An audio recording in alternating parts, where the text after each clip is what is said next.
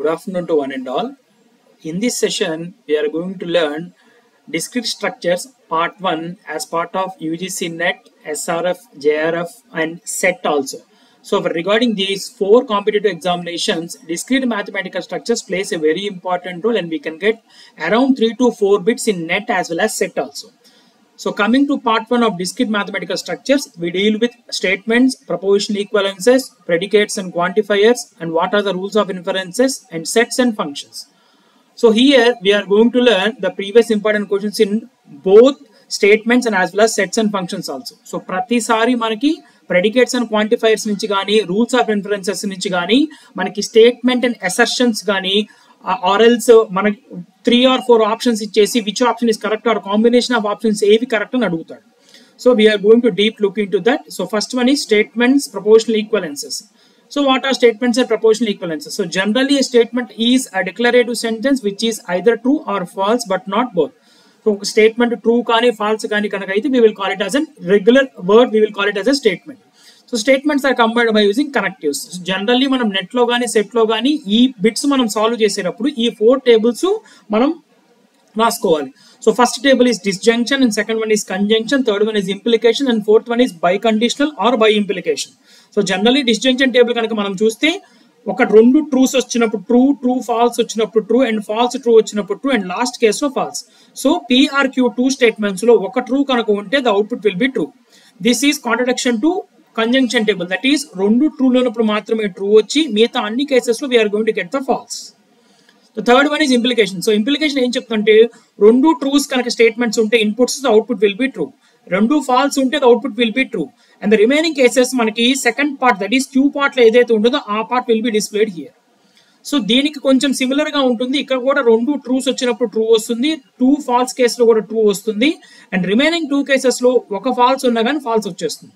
This table can be equivalent for 3 or 4 variables also. For suppose మనకి 3 or 4 variables ఇచ్చినా సరే the table will be expanded. So 3 variables కనుక ఇస్తే we are going to get the 8 combinations that we are going to look later.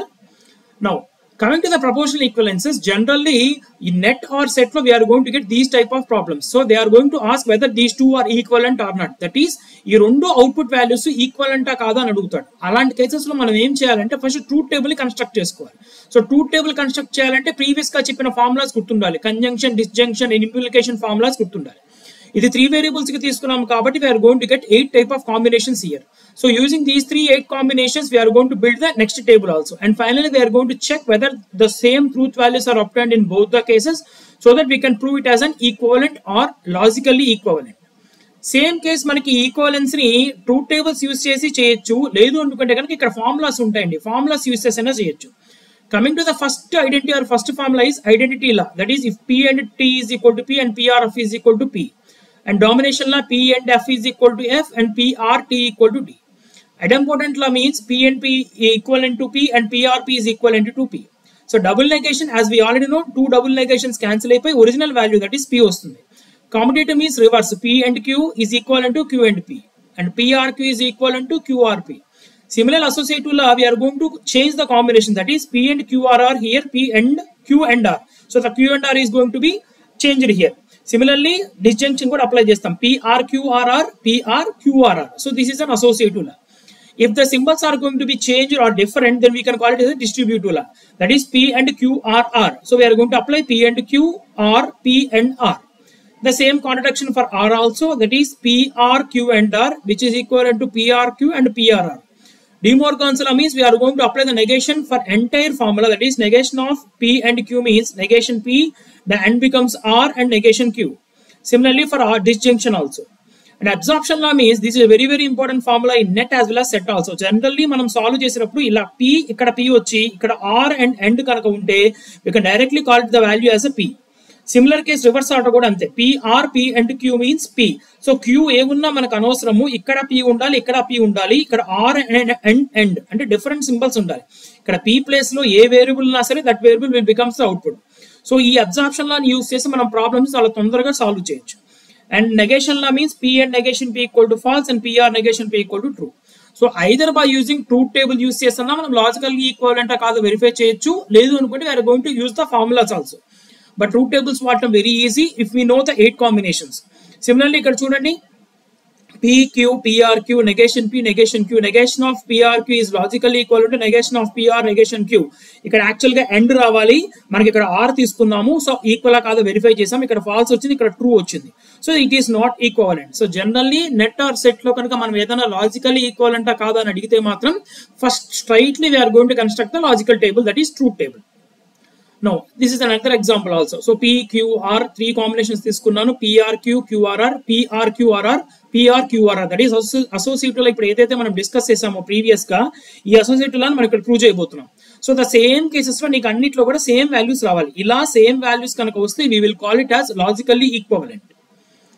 Now, coming to same, the another example, మనకి net లో ఇచ్చిన question అయితే negation of P implies Q is identically equal to P and negation Q. It is an absorption law formula is actual ga. So we are going to check it by using truth table also. PQ, negation Q, P implies Q vesamu, negation of P implies Q values construct chesamu, P and negation Q values in kuda construct chesamu. Both cases ఇది equivalent end. So negation of P implies Q is logically equivalent to P and negation Q. ఒకవేళ negation కనుక మనం తీసేస్తే P implies Q is logically equivalent to negation of PRQ. అంటే ఈ negation వల్ల మనం it's right RHS side మనం పంపిస్తాం. So it will becomes negation of PRQ. And this is another question which was asked in the set. The statement P implies Q implies P is equivalent to. We are going to get four options. So actually the option here which was given as correct. So the remaining options are also there. So for every option we are going to calculate the truth table. So two variables కాబట్టి మనం truth table calculate చేయడం చాలా easy అవుతుంది. మనకి 4 inputs మాత్రమే ఉంటాయి. So Q implies P and P implies Q implies P, and these are the values that has given in the net question. That is PRQR, P and Q, P implies PRQ and P implies P and Q. So 4 cases ki manam truth tables kanaka construct cheskunte we are going to get the value. So similarly inta cheppinattuga P implies Q is logically equivalent to negation of PRQ. So rendu same values vaste, so these two are equivalent. So net or set lo ee formula kuda most important. P implies Q is logically equivalent to negation of PRQ, and alage negation of P implies Q is logically equivalent to P and negation Q. Now this is also another question which was asked in the set. So PQ, negation P, negation Q, P and Q. వాళ్ళు మనల్ని అడిగింది ఏంటి అంటే negation of P and Q is logically equivalent to negation of P or negation Q. రెండు logically equivalent అని అడిగాడు. It is a formula as we already seen earlier. So the formula is here. Negation of P and Q, negation of P or negation Q. De Morgan's law. So మనకి Morgan's law అని కనుక గుర్తుంటే కనుక we can straight away answer the question. Or else we can construct the truth table like this. Now, these are the previous important questions, the previous year questions that was asked in UGC net. So, which statement is logically equivalent to negation of C or D? So, negation kanaka manam lopaliki teeskelte kanaka negation of C and negation and D. So, the option will be like this. C is the correct. Similarly, the statement negation R and C is logically equivalent to. So, whenever we are going to apply negation here like this, negation of R or S. Option D kanaka manam chuste negation kanaka lopal teeskelte negation of R, then R becomes N, negation of negation S means S. So the answer is D card. So final ga manam negation of P implies Q ante P and negation Q ani teliyali, P implies Q ante negation of PRQ అనే formula రావాలి. And moreover PR, P and Q అంటే ఇక్కడ రెండు కూడా same letters ఉండాలి. ఇక్కడ R and different combinations కనుక ఉంటే this statement will becomes the output. ఇక్కడ actually P రావాలి. Similarly P and PRQ కూడా we will get the P value. Now what are predicates and quantifiers? So generally మనకి discrete mathematics లో predicates ఏం చెప్తాము అంటే 1 place predicate, 2 place predicate and m place predicates అని చెప్తాం. And quantifiers మీద మనకి నెట్ సెట్ లో డెఫినెట్ క్వశ్చన్ వస్తుంది. Either it may be universal quantifier or existential quantifier. So predicates ఏం చెప్తున్నాం? Let us consider the statement x greater than 3. So the statement has two parts. The first part is x which is a variable and second part is greater than 3. Here greater than 3 is called predicate. So general గా మనకి predicate మీద తక్కువ అడిగినా క్వాంటిఫైర్స్ మీద ఎక్కువ అడుగుతాడు. ఎలాగా క్వాంటిఫైర్స్ మనకి మొత్తం 2 types ఉంటాయి. The first one is universal quantifier and second one is existential quantifier. Universal means it is applicable for all the students. Existential means there exist some students. For suppose bandh కనుక మనకి జరిగింది అంటే it will be applicable for all the students. ఒకవేళ examinations కనుక ఉంటే there exist only final year students in the college, remaining are on the vacation. So final year students మాత్రమే exam కనుక ఉంటే we will call it as there exist. So ఈ quantifiers ని ఎక్కువగా మనం అసర్షన్ అండ్ రీజనింగ్ కానీ statement 1 statement 2 ఇచ్చి ఈ రెండు స్టేట్మెంట్స్ లో ఏ స్టేట్మెంట్ కరెక్ట్ అని అడుగుతాడు, either UGC NET or SET లో. సో ఫర్ ఎగ్జాంపుల్ చూడండి, negation of for all x for all y P of X comma y. So P of X comma y is equal to T for every x comma y. That is ప్రతి x comma వైకి it becomes true. Contradiction కూడా అంతే, ప్రతి x comma వైకి it becomes false. అన్నిటికీ true అవ్వాలి లేదా అన్నిటికీ ఫాల్స్ అవ్వాలి. ఫర్ ఆల్ అంటే కనుక దేర్ ఎగ్జిస్ట్ అంటే మాత్రం కొన్ని కేసెస్ లో ట్రూ అయ్యి కొన్ని కేసెస్ లో ఫాల్స్ అవ్వాలి. ఎలాగా? For all X there exist Y P of X comma Y అడిగాడు అనుకోండి, for every X there is a Y such that P of X comma Y equal to true. ఖచ్చితంగా ఒక కేసులో ట్రూ అవుతుంది, ఖచ్చితంగా ఒక కేసులో ఫాల్స్ అవుతుంది. అంటే there exist some particular case. ఇక్కడ ఏంటంటే it will be applicable for all. Same case there exist X there exist Y అన్నాం అనుకోండి, there exist X such that it is true for all Y. అంటే ఒక వైకి ఖచ్చితంగా ఎక్స్ వాల్యూ ట్రూ అవుతుంది, contradiction కూడా ఫాల్స్ అవుతుంది. So universal or existential quantifiers మనం ఎలా డిఫరెన్షియేట్ చేయగలుగుతాము అంటే అన్ని కేసెస్ కన్నా ట్రూ అవ్వాలి, అన్ని కేసెస్ కన్నా ఫాల్స్ అవ్వాలి, అప్పుడు ఫర్ ఆల్ తీసుకుంటాం. ఏదన్నా ఒక పర్టికులర్ కేసుకి మాత్రమే ట్రూ అయ్యి పర్టికులర్ కేసుకి మాత్రమే ఫాల్స్ అవ్వాలి అనుకుంటే కనుక we are going to take existential quantifier. Now most important concept in discrete mathematics లో రూల్స్ ఆఫ్ ఇన్ఫరెన్స్ మీద ప్రాబ్లమ్స్ అడుగుతాడు. అంటే మనకి ఏమి ఇస్తాడంటే కొన్ని స్టేట్మెంట్స్ ఇచ్చేసి అది వ్యాలిడ్ ఇన్ఫరెన్సా కాదని అడుగుతాడు.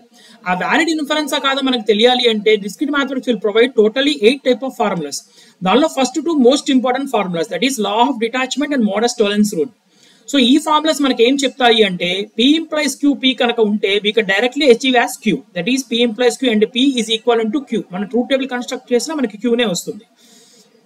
Similarly P implies Q negation Q, అంటే ఇక్కడ Q వచ్చి ఇక్కడ నెగేషన్ కనుక వస్తే దీనికి నెగేషన్ వస్తుంది, సో నెగేషన్ P. ఇక్కడ మన లెటర్స్ చేంజ్ అయినా మనం స్టేట్మెంట్స్ నేను మీకు తర్వాత ఎగ్జాంపుల్ లో చూపిస్తాను, స్టేట్మెంట్స్ చేంజ్ అయినా we will finally get the value as negation. So whenever you are going to solve any type of problem, P implies Q negation Q means the value is negation P. ఇదేంటి అంటే hypothetical syllogism, అంటే P implies Q, Q implies R. So ఈ Q మనం strike off చేసుకుని P implies R కింద మనం treat చేసేస్తాం final conclusion కింద. అండ్ PRQ నెగేషన్ P కనుక అయితే కనుక ఈ P నెగేషన్ P క్యాన్సిల్ అయిపోయి మనకి Q వస్తుంది. మధ్యలో కనుక R సింబల్ కనుక ఉంటే మనకి Q మాత్రమే వస్తుంది. మధ్యలో కనుక ఇంప్లికేషన్ కనుక ఉంటే we are going to get negation P. అన్నిటికీ కూడా ట్రూత్ వాల్యూస్ మనం క్యాలిక్యులేట్ చేస్తే ఫైనల్ వాల్యూస్ ఇవే వస్తాయి. సో Pని PRQ కనుక మనం ఎప్పుడైనా కనుక ఉంటే దాని నుంచి మనం P కానీ Q కానీ గెట్ చేసుకోవచ్చు. P అండ్ Q ఉన్నా కూడా అంతే, P కానీ Q కానీ మనం గెట్ చేసేసుకోవచ్చు. ఒకవేళ PQ ఇండివిజువల్ స్టేట్మెంట్స్ కనుక ఉంటే మనం వాటిని కంబైన్ చేసేయచ్చు, ఆ కాంబినేషన్ ని కంజంక్షన్ అంటాం. Finally PRQ and negation PRR ఇలా కనుక ఉంటే we are going to derive QRR. ఈ P నెగేషన్ P క్యాన్సిల్ అయిపోయి మనకి QRR వచ్చేస్తాయి. జనరల్ గా మనకి ఇలాంటి ఈక్వేషన్స్ ని ఇచ్చేసేసి ఈ ఈక్వేషన్స్ కరెక్టా కాదని మనల్ని అడుగుతాడు. సో ప్రీవియస్ ఇంపార్టెంట్ క్వశ్చన్స్ చూద్దాం ఇందులో. సో ఫస్ట్ క్వశ్చన్ చూడండి, so that R is logically derived from P implies Q, Q implies R and P. ఇలా మనకి క్వశ్చన్ ఇచ్చేసి whether it is logically derived or not, yes or no questions మనల్ని అడుగుతాడు. So for suppose P implies Q, first నేను P implies Q అనే hypothesis ని తీసుకున్నా, so P implies Q derive చేసుకున్నా అండ్ P ని కూడా కన్సిడర్ చేసుకున్నా, నాకు ఇచ్చిన వాల్యూస్ P కాబట్టి. సో P implies Q మనం కనుక ఫార్ములా అప్లై చేస్తే P implies Q మనకి ఇక్కడ ఏం డిరైవ్ అయింది, Q డిరైవ్ అయింది. సో అందుకని నాకు ఇక్కడ Q వచ్చేస్తుంది, rule 1, 2. Already Q implies R ఉంది, Q implies R, నాకు R వచ్చేస్తుంది. So using these premises R is logically derived as the answer is correct. Second question చూడండి, rules of inference to build the arguments. So మనకి ఇలా statement ఇచ్చేస్తాడు, ఈ premises ని use చేసుకుని మనకి T అచీవ్ అవుతుందా కాదా అని అడుగుతాడు. సో స్టెప్ 1 మనం ఏంటి అంటే ఆల్రెడీ ఉన్న హైపోథిసిస్ ని తీసుకోవాలి, negation of P and Q తీసుకున్నాము. సో దీని నుంచి సింప్లిఫికేషన్ యూజింగ్ 1, ఇక్కడ ఏం చేశానంటే P అండ్ Q నుంచి నేను P డిరైవ్ చేసుకోవచ్చు కాబట్టి నెగేషన్ P ఒక్కదాన్ని బయటికి తెచ్చుకున్నాను. హైపోథిసిస్ లో R implies P ఉంది, ఇప్పుడు నాకు P implies Q negation Q, modus tollens rule కనుక అప్లై చేస్తే నాకు నెగేషన్ R రావాలి. సో అందుకే నాకు నెగేషన్ R వేసుకున్నా. మళ్ళీ negation R implies S, already ఉన్న హైపోథిసిస్ లో ఉన్న వాల్యూని తీసుకున్నా. P implies Q, నాకు Q రావాలి, సో ఆన్సర్ నాకు S వస్తుంది. లాస్ట్ లో ఉన్న హైపోథిసిస్ S implies T తీసుకున్నా, S implies T, S strike off నాకు T వచ్చేస్తుంది. సో ఫైనల్ గా నాకు T అనేది డిరైవ్ అయిపోయింది. సో మన ఈ రూల్స్ ఆఫ్ ఇన్ఫరెన్స్ ని కన్స్ట్రక్ట్ చేయాలి అంటే ఈ ఫార్ములా టేబుల్ ఏదైతే ఉందో ఈ ఫార్ములా టేబుల్ జాగ్రత్తగా చూసుకోవాలి, especially first 1 and second 1 and coming to the conjunction as well as hypothetical syllogism. Maximum మనకి నెట్ ఆర్ సెట్ లో ఈ 2 ఫార్ములాస్ ని బేస్ చేసుకుని మనకి ఖచ్చితంగా 2 క్వశ్చన్స్ వచ్చేస్తాయి, మోడస్ పోనెన్స్ రూల్ కానీ మోడస్ టోలరెన్స్ రూల్ కానీ. So P implies Q, P ఉంటే కనుక Q రావాలి, P implies Q negation Q ఉంటే కనుక నెగేషన్ P రావాలి. Now we are going to check another problem also. So this is hypothetical syllogism. So what ఏమడిగాడంటే P implies Q, Q implies R, P implies R derive అవుతుంది hypothetical syllogism.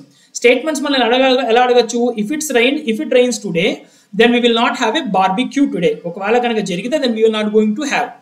If we don't have barbecue today then we will have a barbecue tomorrow. So ఇక్కడ we will not have a barbecue today, we will not have a barbecue today. Same statements ఉన్నాయి. So ఈ statements రెండు strike అయిపోతే we are going to get a final value as if it rains today then we will have a barbecue tomorrow. So ఇలా statements derive అవుతాయా లేదా assertion reasoning లో అడుగుతాడు. Same question with modus ponens also. So it is a Latin for way of that affirms of by affirming means ఏంటో చూద్దాం. P implies Q అంటే Q రావాలి. దీని యాక్చువల్గా ఇది ఏంటంటే మనకి టాటాలజీ వాల్యూ అనమాట. అంటే ఎలా చెప్తున్నాను, if it snows today then we will go for skiing. ఇక్కడ P implies Q అంటే మీనింగ్ ఏంటంటే ఇఫ్ దెన్ అనమాట డిస్క్రిట్ మ్యాథమెటిక్స్ రూల్ ప్రకారం. So if it snows today then we will go for skiing అంటే P implies Q. హైపోథెసిస్ మనం ఏం తీసుకున్నాము, if it snowing today అంటే P అనమాట.